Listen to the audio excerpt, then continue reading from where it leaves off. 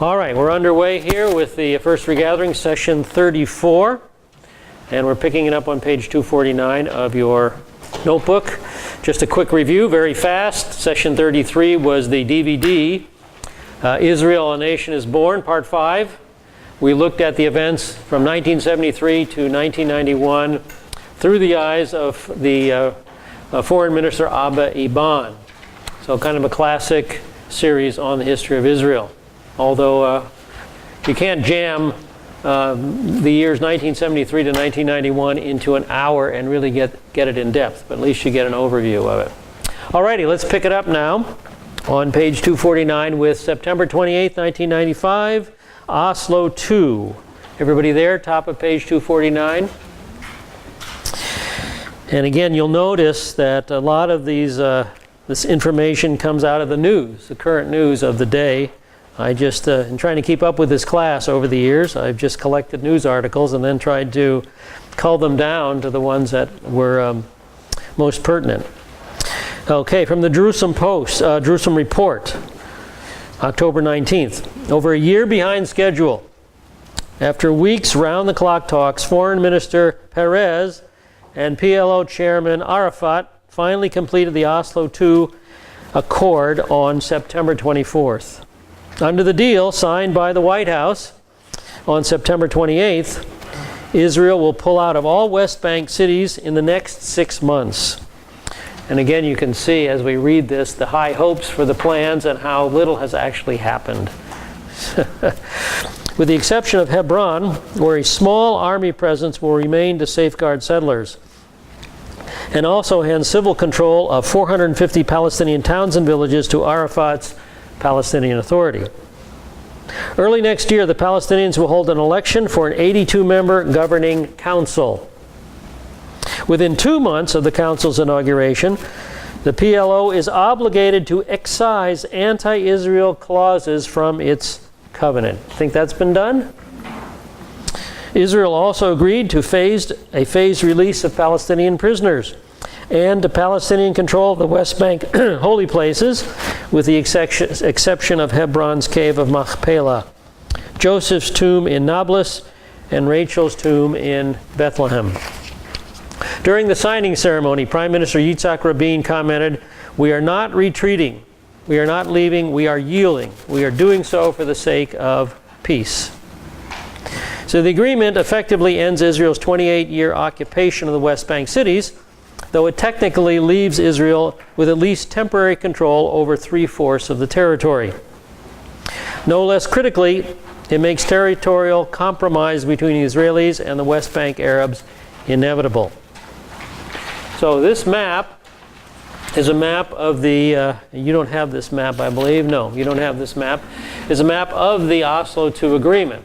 The pink areas, the reddish areas, which would be our Palestinian cities. The gold area, the yellowish areas, are Palestinian villages, and Area C is the Israeli settlements and military areas and state lands.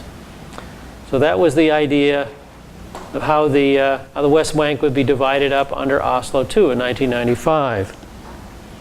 Now, this chart on page 250, you have a chart, negotiations with the Palestinians. We're now on the third column. We've advanced to the third column. And so we're looking at Oslo II, or it's also called the Interim Agreement. As you can see on the chart, it's described as a comprehensive agreement on the transfer of powers and responsibilities in the West Bank and Israel to an elected Palestinian council as follows.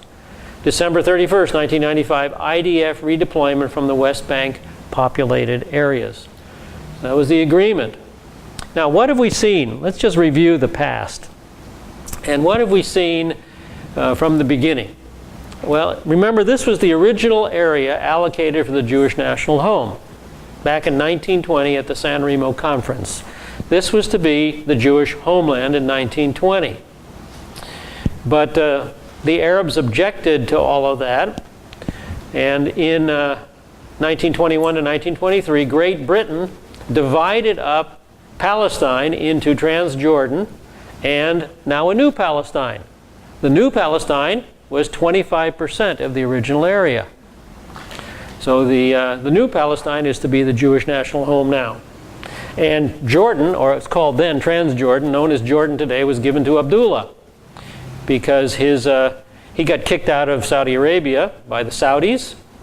And so he needed a little kingdom of his own. And because he had helped the Brits during World War I, Churchill said, okay, we'll give you everything to the east of the Jordan River. So now the Jewish national home has shrunk by 75%. Well, the Peel Partition Plan, of course the Arabs didn't like that either. In the Peel Partition Plan of 1937, what happened to the Jewish home? It was proposed that the Jewish home would now be reduced to the Galilee and the seacoast. That's plenty for the Jews. That's all they need.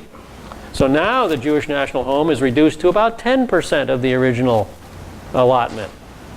We weren't done yet. The Arabs objected to that. And the Woodhead Commission Partition Plan of 1939 now took the Galilee away from the Jewish people. So by 1939, the Jewish state was reduced to the small, small strip along the coast. And of course, the Arabs didn't like that either. But what have we seen up until 1939? We were observing the shrinking Jewish state. Okay? Now, there's a principle in Scripture. There's a principle in Scripture that you see beginning in Genesis 12:3. I will bless those that bless you, and I will curse those who curses you. Now, there's a little refinement to that principle that I'd like to share with you. Basically, when God curses those who curse Israel, it's curse for curse in kind. Curse for curse in kind. The way you treat the Jewish people is the way you will be treated.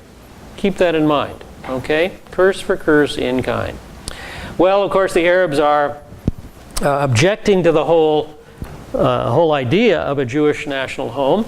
And in 1947, this was their claim.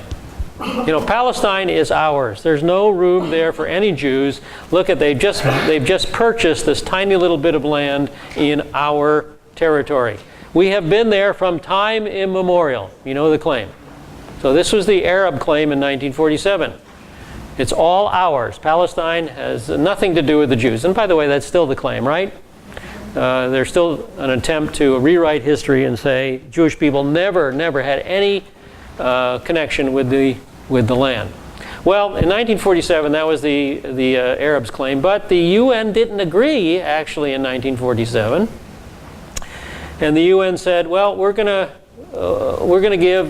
divide up Palestine 50-50.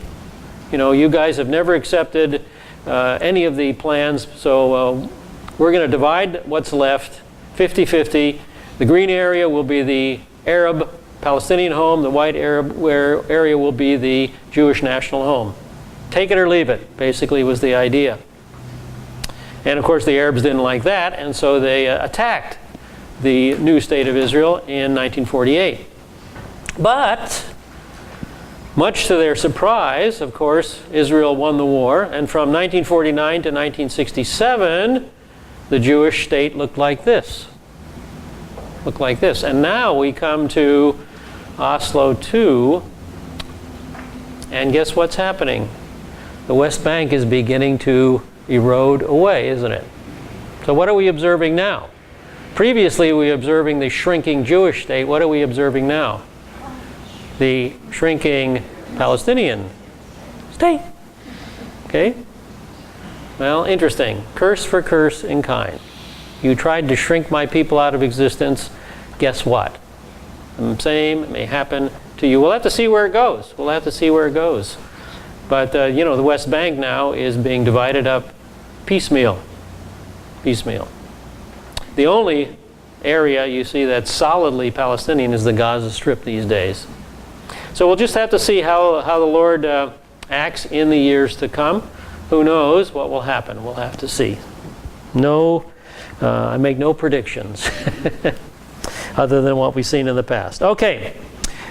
Let's see, we're on page 250. Prime Minister Yitzhak Rabin assassinated.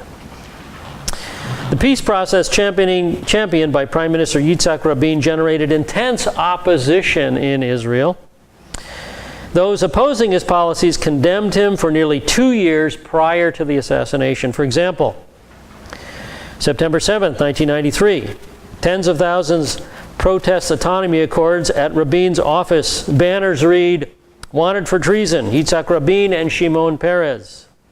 December 1993, American pro-peace group Project Nisham receives death threats against Rabin. One reading, "Kill Rabin, the murderer of the Jews." September 1995, a rabbinic curse placed on Rabin, calls for the angels of destruction to kill him. The curse expires early November. October 5th, 1995, thousands demonstrate in Jerusalem against Oslo II with effigies of Rabin in a Nazi SS uniform. Likud leader Netanyahu addresses the crowd, which chants, "Rabin is a traitor." Pretty extreme times, huh? Well, turn the page, and you can read on the top of 251 some additional examples of what was going on in Israel at that time. Now, on page 251, drop down to "on Saturday evening." That's the third paragraph on page 251. Everybody find that? On Saturday evening. November 4th, 1995. There was a Peace Now rally at Tel Aviv's Kikar Malchei Yisrael, King of Israel Square. It was packed with 100,000 well-wishers. So the peace process had plenty of supporters as well. Israel was split down the middle over the peace process. A tremendous number opposing it, a tremendous number supporting it. It was packed with 100,000 well-wishers of the peace process. Yitzhak Rabin was there with Foreign Minister Shimon Peres and other Labor Party leaders. Rabin, in obvious pleasure with the size and mood of the crowd, sang a song entitled "Song of Peace" with a leading Israeli singer at the close of the event. He had never sung in public before, which is an indication of how good he felt. Rabin left the platform and headed towards his motorcade. As he walked down the steps of the Tel Aviv Municipality building to enter his official car at 9:50 p.m., he was felled by an assailant who fired 3 shots at point-blank range. His wife Leah was walking beside him but was not hurt. However, one of his bodyguards was also hit. His bodyguards pushed Rabin into his car and rushed him to the nearby Ichalov hospital, where he was immediately taken to surgery. Rabin was hit in his back and chest by 2 dum-dum bullets at point-blank range. A dum-dum bullet is designed to discard.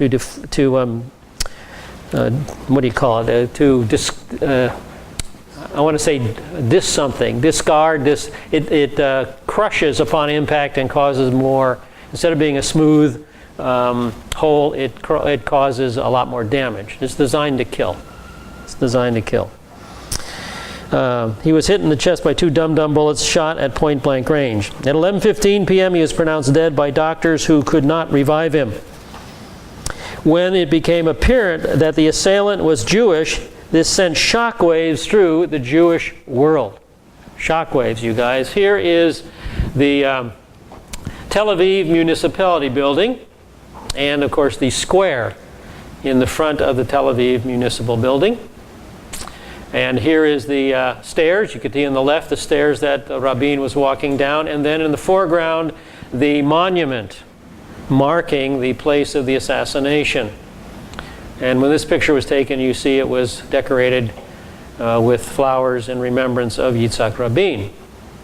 Now let's take a close-up look at the monument. A close-up look at the monument are these stones. Now these stones are placed the way they are in order to symbolize the earthquake that hit the Jewish community when another Jew killed another Jew. One Jew killed another. That a Jewish man would kill the Prime Minister of Israel just literally caused a tremendous earthquake throughout the entire Jewish world. How could we do this to ourselves? So that's the symbolism behind these rocks in disarray. And here's the memorial stone on the front of the display. You can see the inscription. The inscription reads, "Here on this spot, On November 4th, 1995, Israel's Prime Minister and Minister of Defense, Yitzhak Rabin, was murdered. Peace shall be his legacy. So if you go to Tel Aviv today, this is the memorial you will see of this event. All right, let's continue on. The confessed assassin was Yigal Amir, 27-year-old law student from Bar Ilan University. Police said he had no criminal record and was known to be a supporter of the right-wing politics. He did belong to the Jewish extremist organization Eyal, the acronym for Avenging Jewish Organization, which took credit for the assassination. Nevertheless, Amir told interrogators that he acted alone and that he had received instructions from God to kill Prime Minister Rabin. And so you have this picture in the bottom of page 51.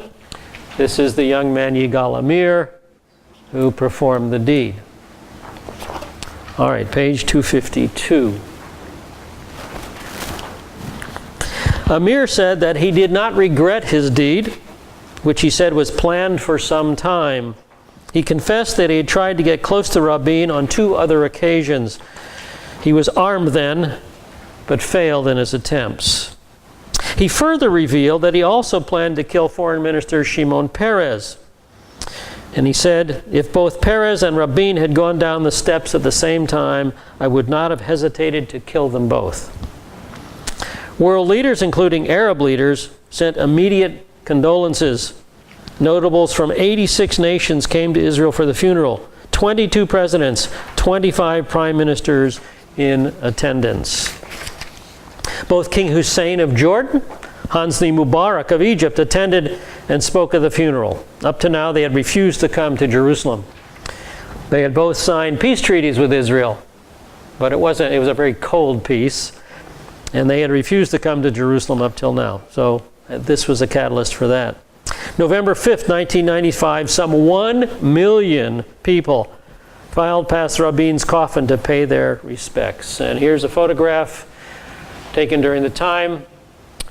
On the left is Yitzhak Rabin's son, and then Leah, the widow, a granddaughter, I believe a daughter, and a grandson. And of course, mourning the death of Yitzhak Rabin. And here is the crowd and the coffin in the foreground. You can see President Clinton here, and also showing up in the photograph Hosni Mubarak of Egypt. So many, many dignitaries came out of respect for Yitzhak Rabin. And this is the gravesite today of Yitzhak Rabin and Leah. This is marking where they rest together. All righty. Continuing on, yet others in the Arab world celebrated the assassination. Reports from Syria and Lebanon reveal that those opposed to the peace process in the Arab world fired guns, artillery, anti-tank rockets into their air in celebration of Rabin's death. Anti-aircraft fire lit up the night sky over several parts of Beirut, which was inhabited by Muslim extremists who immediately celebrated the news of Rabin's death. And they didn't want nothing to do with the peace process.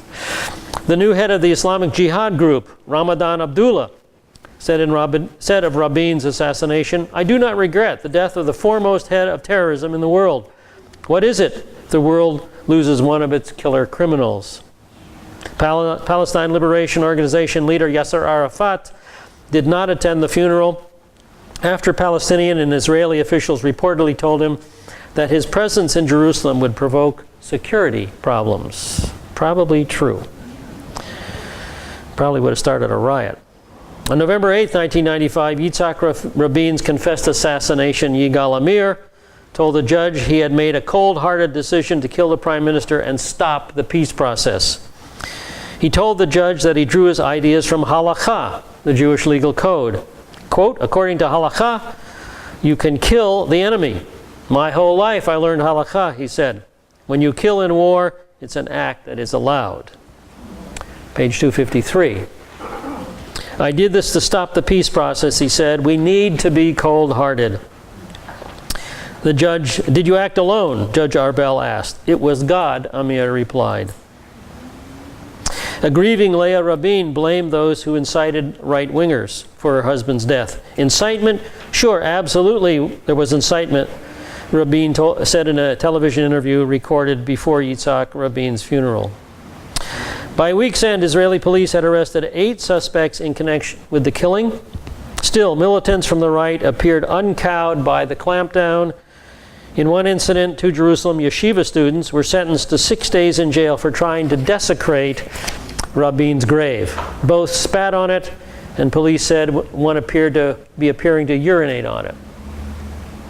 Well, with that behind us, let's move on page 253 to Shimon Peres. And of course, this is now the acting minister, Shimon Peres. So we have just a list of his career highlights. 1923, born in Poland. 1934, immigrated to Palestine, later educated at Harvard and New York universities. 74 to 77, he was defense minister under Rabin. 84 to 86, he was prime minister. 92 to 95, foreign minister under Rabin. 1994, shared the Nobel Peace Prize with Rabin and Palestinian leader Yasser Arafat for efforts toward the Israeli-Palestinian reconciliation. So he is a major player in the history of the modern state, isn't he? November 20th, 1995, U.S. News and World Report printed the following assessment. Ehud Barak, Israel's interior minister, is a former chief of staff of Israel's military, a Rabin protege, and Israel's most decorated soldier. He is likely to be a prime player in any new labor government, and we will see that that prediction was quite accurate. All right, turn the page, 254.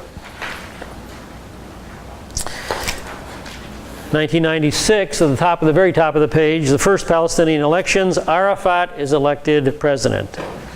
Was that unexpected? Not exactly.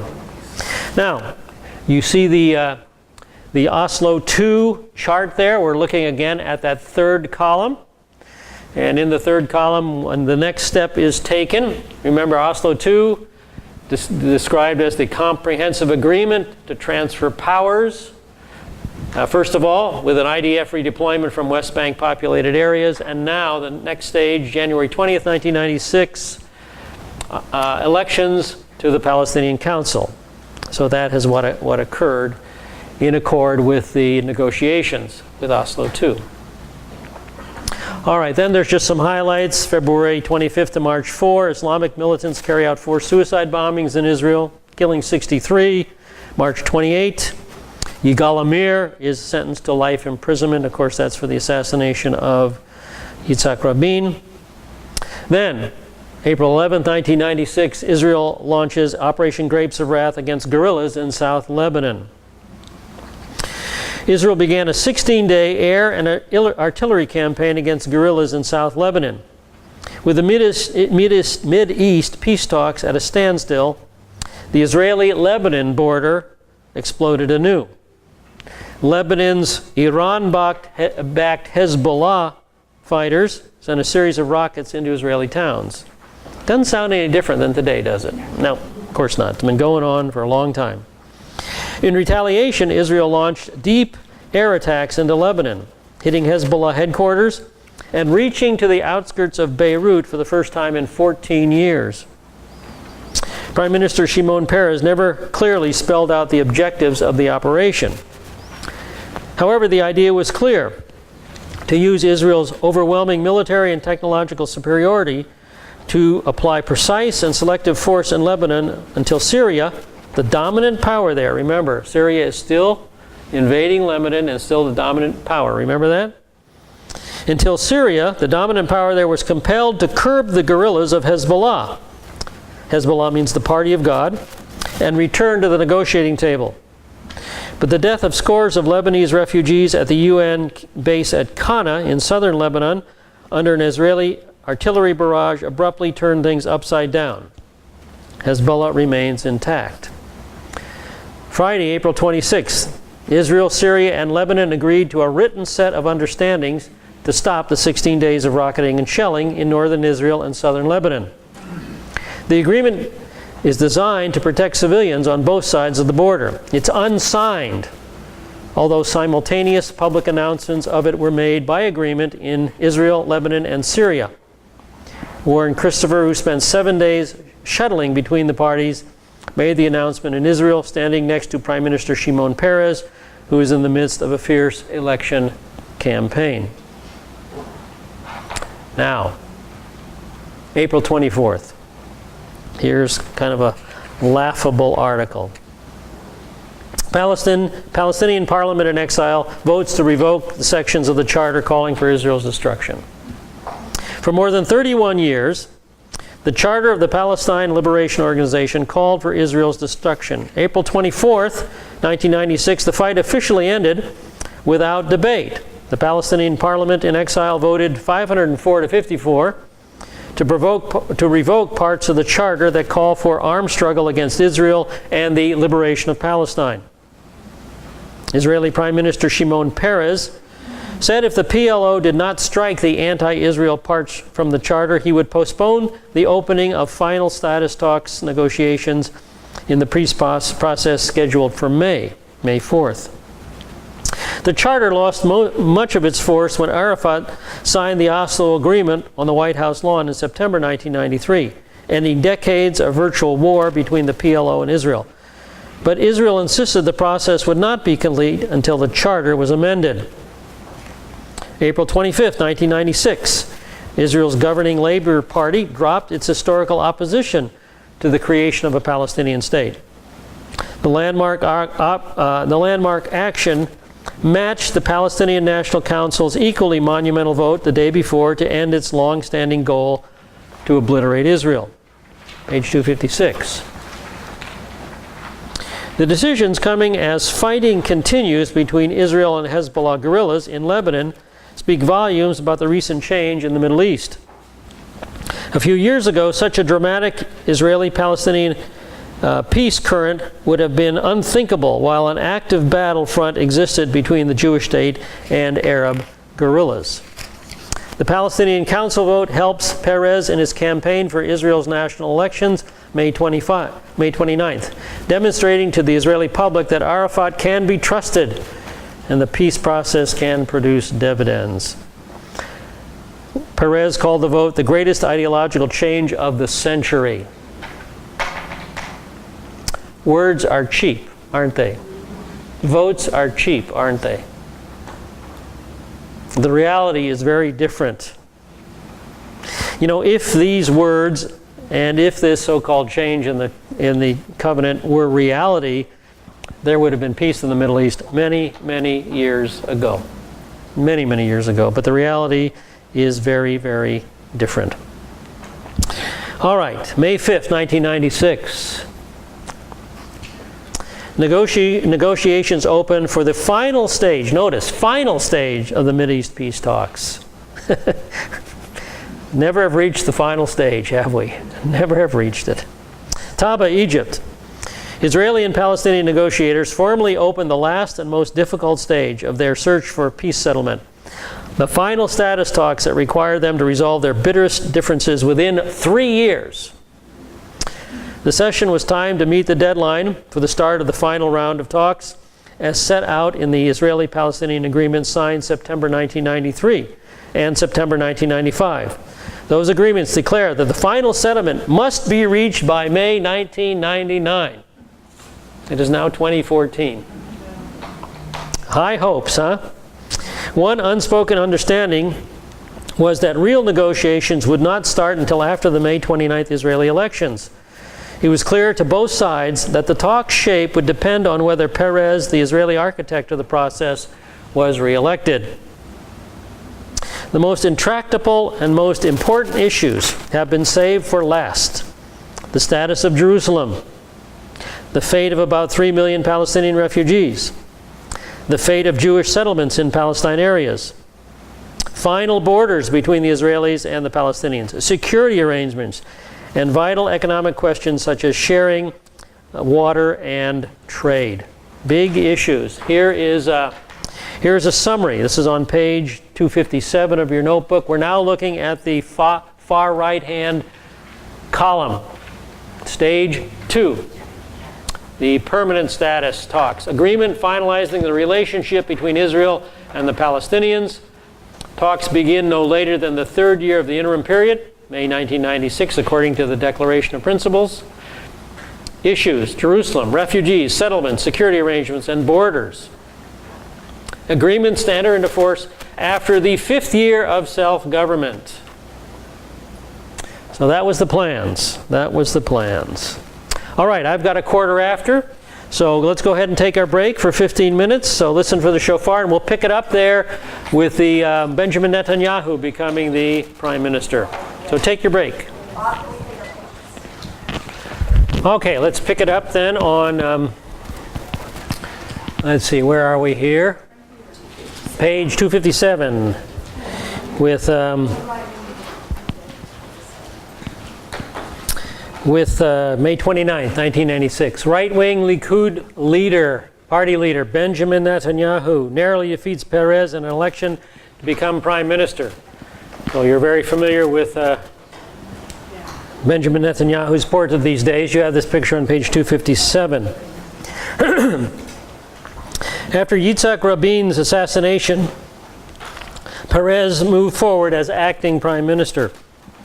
In the election polls, he led Likud's Benjamin Netanyahu by a whopping 30%. That's incredible. Had he called for immediate re-elections, with the right still disgraced by the murder, he surely would have won. The terror attacks of late February and early March shattered public confidence in the peace process and destroyed his lead.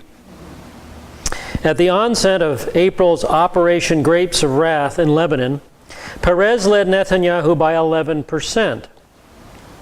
After the army's accidental bombardment of Kfar Kana left 100 Lebanese civilians dead, the lead shrank to 3.7%.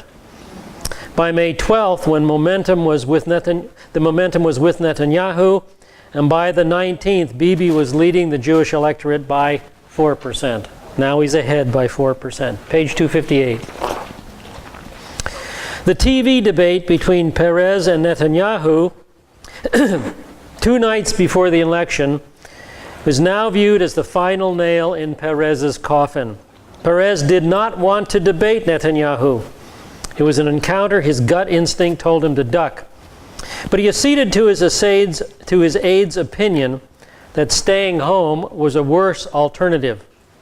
Tired and underprepared, he was comprehensively outperformed by a vigorous, focused opponent.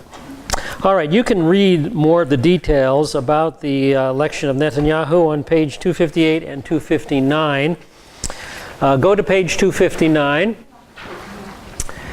And June 23rd, some of the events that occurred just in brief, the Arab Summit. August 2nd, the government angers Arabs by ending a 4-year freeze on settlement construction. September 4th, Netanyahu Arafat meet. September 24th, protests and clash break out in the West Bank, Gaza, and Jerusalem after Israel opens a tunnel near the Muslim holy site. 58 Palestinians, 15 Israelis, and 3 Egyptians are killed. October 1st, 1996, Netanyahu and Arafat hold talks in the White House, how to end the violence. November 1996, Har Homa approved. That is a residential development built on Israeli territory that was purchased in 1940, by the way. So this residential development was approved December 16, 1996. In spite of all this violence, constant violence going on in Israel during this time, the peace talks resume. Israel and Palestinians revive peace talks December 16, 1996, regarding Israel's long overdue pullout from Hebron, despite tension over Israel's decision to pump more money into West Bank settlements. So you can see 1996 was a year of tremendous strife and violence in the nation. 1997, modern Zionist movement, 100 years old. So turn to the top of page 260 now. 1997 was considered the year of Zionism's centennial. Zionism was considered 100 years old. That's measured from the first Zionist Congress in Basel in 1897. For those of you who have been with us from the beginning, we started our study of Zionism around the 1830s with more informal movements. But the Zionist movement reached a formal stage in 1897 with that first Zionist conference. As we entered the centennial year, the Jewish community was, as usual, involved in a debate. The debate: is Zionism over? Have we entered the post-Zionist era? Some said no. By the way, others said yes, and others said maybe. When you have 3 Jews, you get 4 opinions, right? So you can read about that debate over Zionism on pages 260 and 261. I'm going to let you read all that material on your own, page 260 and 261. And let's go now to the top of page 262. At the top of page 262, the second paragraph says, "Is Zionism dead?" You define it and you be the judge after reading all that material. But if you define Zionism, I want you to define it from a biblical base, okay? And now this is a good time to review the material we looked at many 33 some weeks ago about Zionism. What is Zionism? So let me review this material, not only for you folks that have been part of the class, but for anyone who's new. We have to start by asking the question, what is Zion to begin with? Well, the meaning of the name is unknown. Perhaps it means fortress. Now, by the way, this material is found on pages 9 through 13 of your notebook. So way back early is where this material is found. So what is Zion? We really don't know the meaning of the name. Now here's a map of ancient Israel. Originally, the term Zion identified the southeastern hill, the city of David. That's the area in the circle. It's the southeastern hill lying between the Kidron Valley on the east and the Tyropoeon Valley on the west. Right in between them is the southeastern hill. Here's another map of the city, a little further along in the city's history. Here's the Tyropoeon Valley running through the middle of the city. And here's the Kidron Valley running to the east of the city. And right in between them, what's labeled as the lower city is Mount Zion, or the city of David, or the lower city. Now there's another valley you need to be very familiar with. That's the Valley of Hinnom, runs along the southern and western boundaries of the city. So you see the city of Jerusalem is stamped, is marked by 3 valleys. Valley of Hinnom, the Tyropoeon Valley, and the Kidron Valley. Now the rabbis noticed that, and they said, guess what? That looks just like the letter Sheen. And so they noticed that the city of Jerusalem was stamped with the letter Sheen. Now there's the letter Sheen. And so the stroke on the left and bottom would represent the Valley of Hinnom.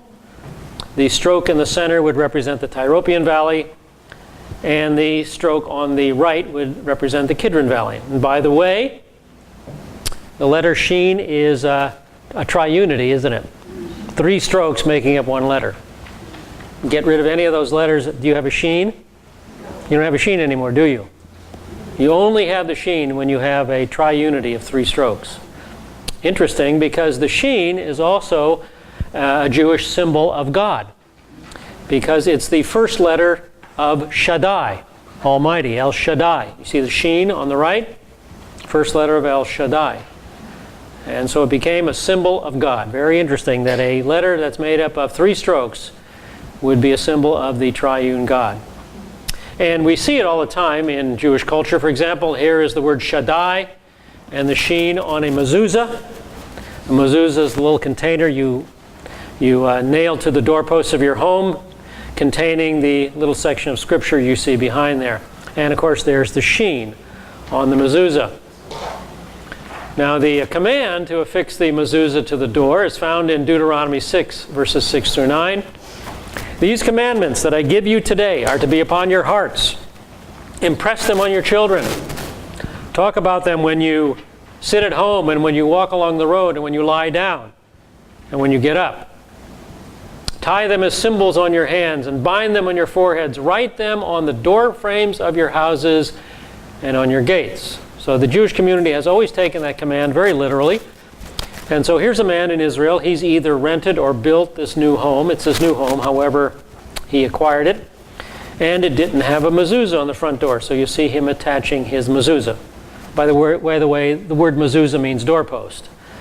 So he's attaching his mezuzah. In an Orthodox home, you will find mezuzot on every doorpost except the bathroom. And so as you go through those doors, when you go in and out, you will always see the sheen and the word Shaddai reminding you of God. Reminding you that the city of God is stamped with the symbol of God. So these are all reminders to the Jewish people. We need them. We forget all the time, don't we? Not a bad idea to have reminders. One last drawing. Here's the city of David. We have the Kidron Valley to the east, and then to the west, the Central Valley or the Tyropoeon Valley. And of course, right between the two of them, there's the city of David, or Zion, Mount Zion. Now to the north, at a little higher elevation, is Mount Moriah.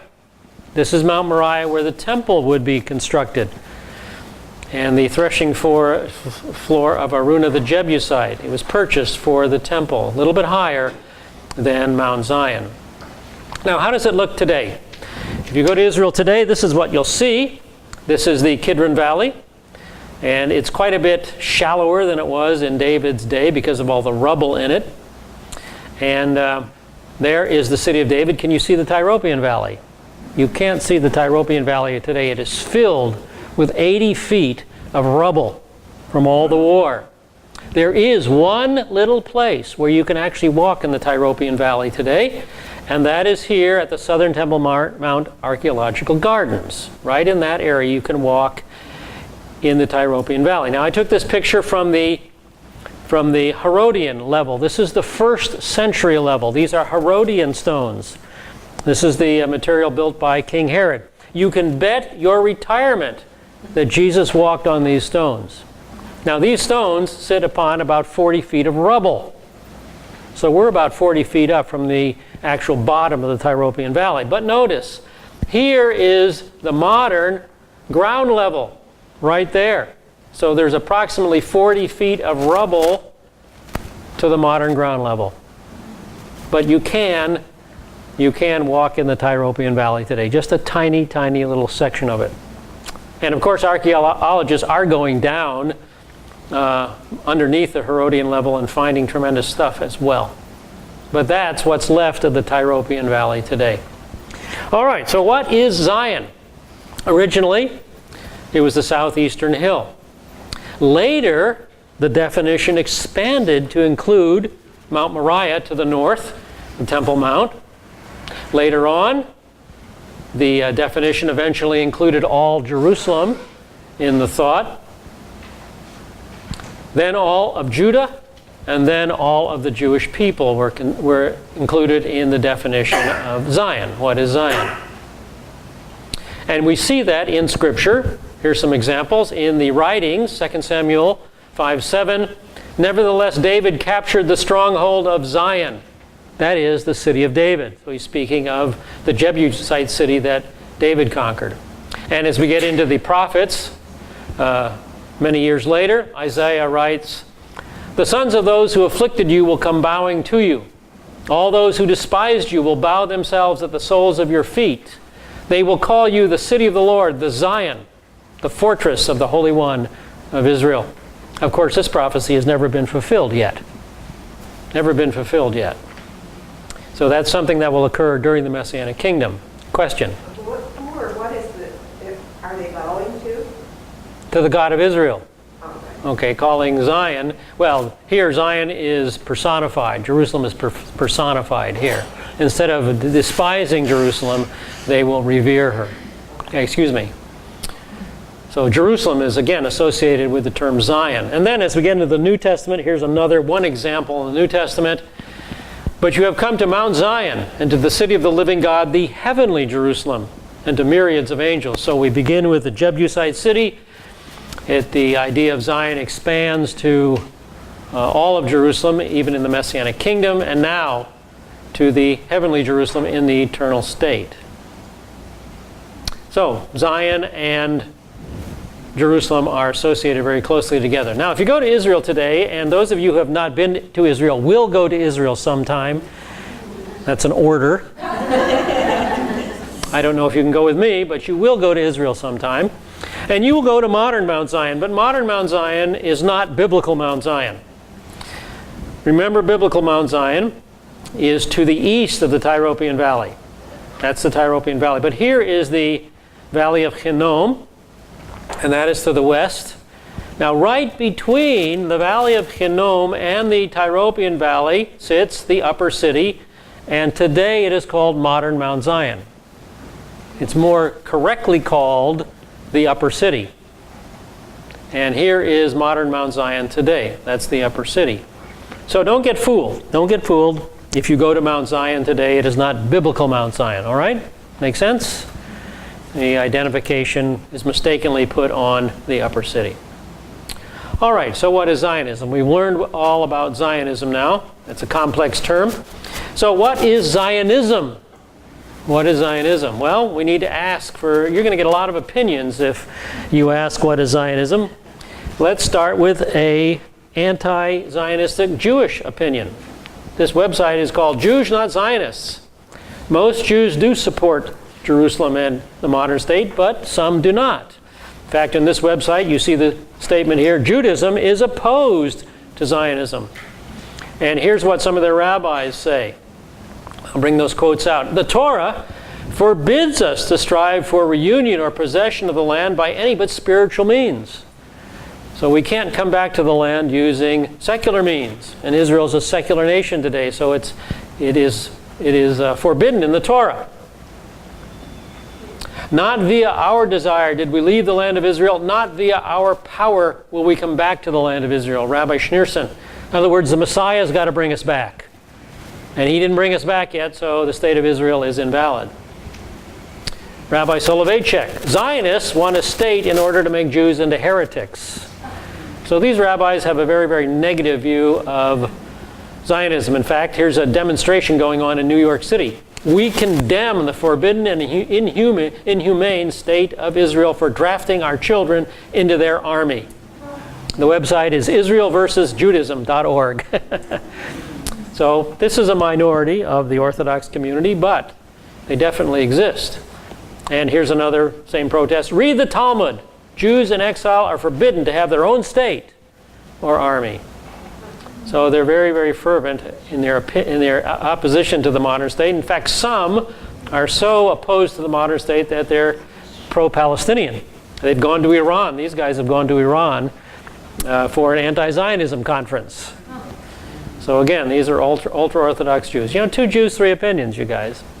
But that is a minority.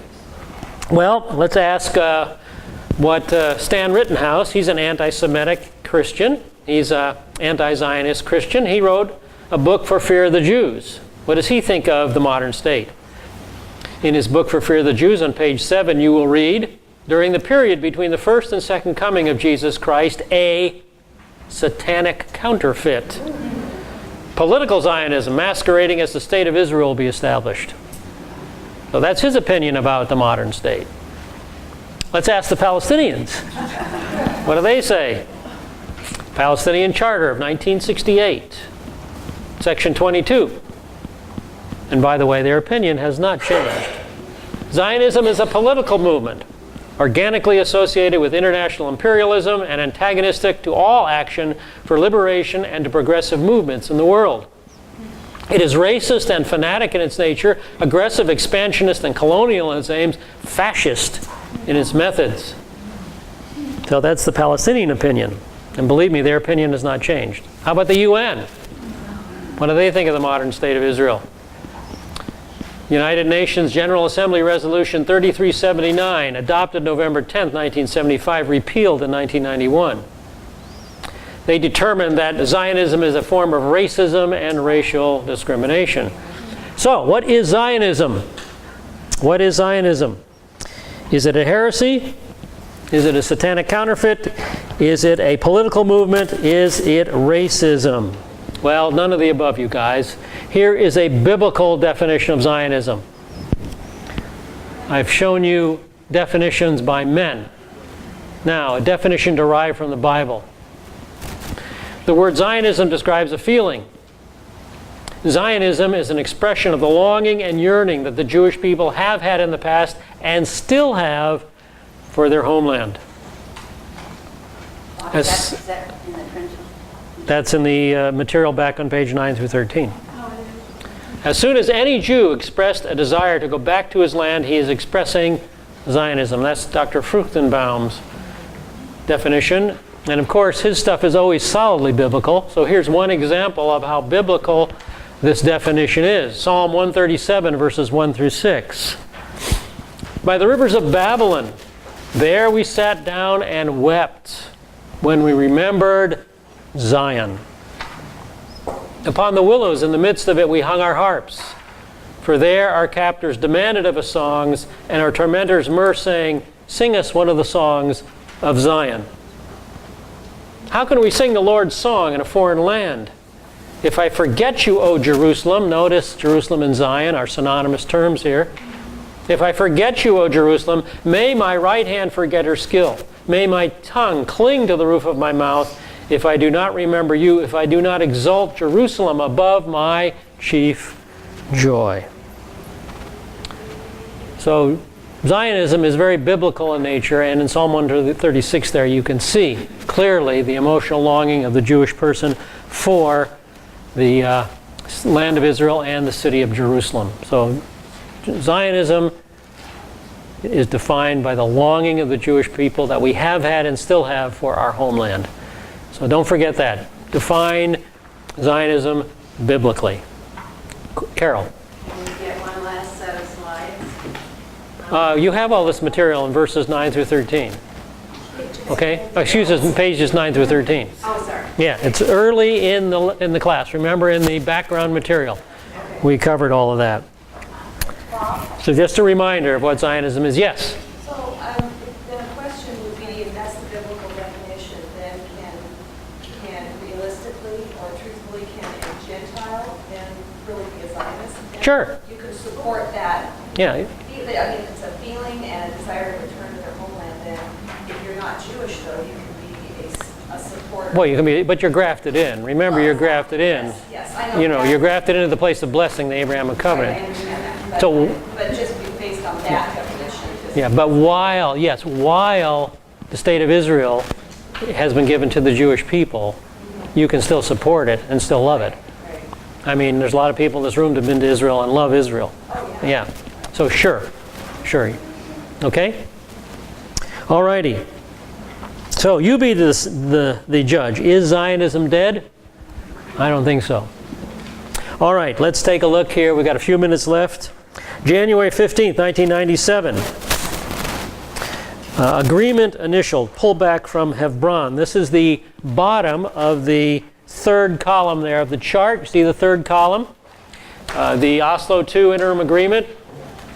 Elections to the Palestinian Council. We just looked at that now. The next stage is put into effect, redeployment from Hebron. That was implemented January 17th, 1998. All righty. February, Israel's worst military air disaster. You can read about that crash between a couple of helicopters. And let's go to page 263. Page 263, February 26, 1997, Har Homa approved. Everybody see that? Everybody get there?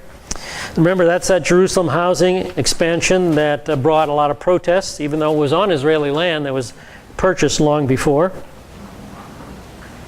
March 7, the cabinet approves a 9% rollback. March 13th, 7 Israeli schoolgirls massacred.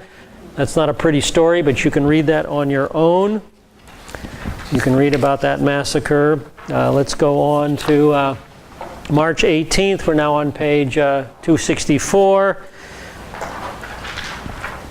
There were protests against Har Homa, so Har Homa was declared a closed military area. Building began. March 21st, there was a bombing in Tel Aviv. May 6th, the Palestinian Authority gets tough on selling land. Basically, what happened there is they began executing any Palestinians selling land to Israelis. If you sold your land to an Israeli, you suffer the death penalty.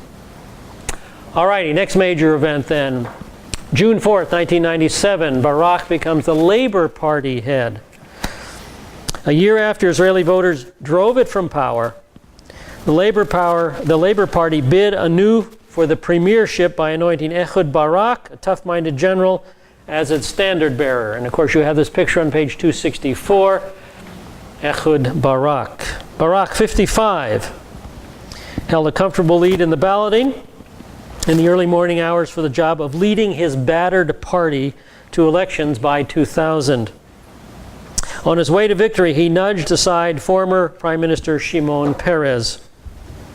Israel's most decorated soldier possesses savvy and self-confidence. He is respected for his integrity and tell-it-like-it-is style. He embodies clarity and precision, traits that the Israeli public find lacking in most politicians at a time of great domestic uncertainty. He was born at the Mediterranean coastal kibbutz of Mishmar HaSharon, 1942, to Eastern European immigrants. Barak held most senior positions in the Israeli army, including Chief of Military Intelligence and the head of what Israeli soldiers call the unit, the elite Sayeret Matkal Commando Force. Page 265, top of the page. He won the Distinguished Service Medal, Israel's highest military honor, with 4 citations, 2 for operations which are still secret. I wonder what he's been involved in. I'd like to see a book about his life. In 1972, he led a team of commandos disguised as airport maintenance men who had stormed a Belgian airliner and that had been hijacked to Israel. Among the commandos at Barak's side during that raid was Benjamin Netanyahu, now head of the opposition Likud party. So isn't this interesting? You've got 2 guys in the same commando unit, and now they're at opposite ends of the spectrum. One's in Labor and one's in Likud. Now they're running for the premiership. Only in Israel. Only in Israel. The next year, Barak donned a woman's wig and slipped into Beirut, part of a commando team that gunned down 3 leaders of the Palestine Liberation Organization. 1988, he orchestrated the assassination in Tunis of the PLO's top military strategist, Abu Jihad, considered by Israel to be the mastermind behind the Intifada, the Palestinian uprising in the occupied territories. So this guy has been really, really active, hasn't he? In politics, as an assassin, in the commando units. Quite a life. Quite a life. Anyway, he's now the leader of the Labor Party. Amid all this, July 29, 1997, peace talks resume. All right, you can read about that on your own. July 30th, Mahane Yehuda bombing. That's the marketplace. Big open market, the Mahane Yehuda market. Bomb there. September 4th, Ben Yehuda Street. That's in Jerusalem. Double bombing in Ben Yehuda Street. September 26th, a so-called PA crackdown. So amidst all this turmoil that's going on, foment that's going on, the peace talks resume in 1997. So you can read about that. Go to page 266. So the peace talks resumed, then Netanyahu and Arafat met. Now, we're on page 266, about the middle of the page, December 10th, 1997.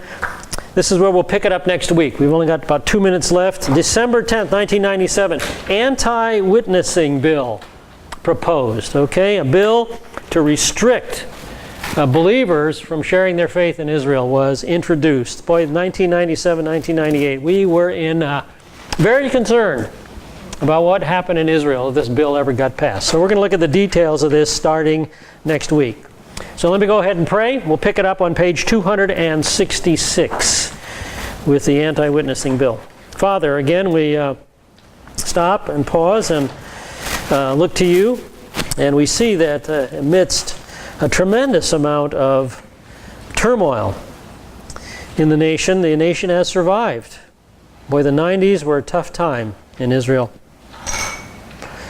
And we're grateful that all the terrorist activities inside the nation pretty much have ceased now due to the security wall that was put up. So we're grateful for that. But then the main activity now comes from outside the borders of Israel. Anyway, Lord, you've preserved the nation in the past. You will continue to preserve her. Again, help us to always remember that you will preserve us through tough times as well. So we lift ourselves up to you in Yeshua's name. Amen. All right, we'll see you next week.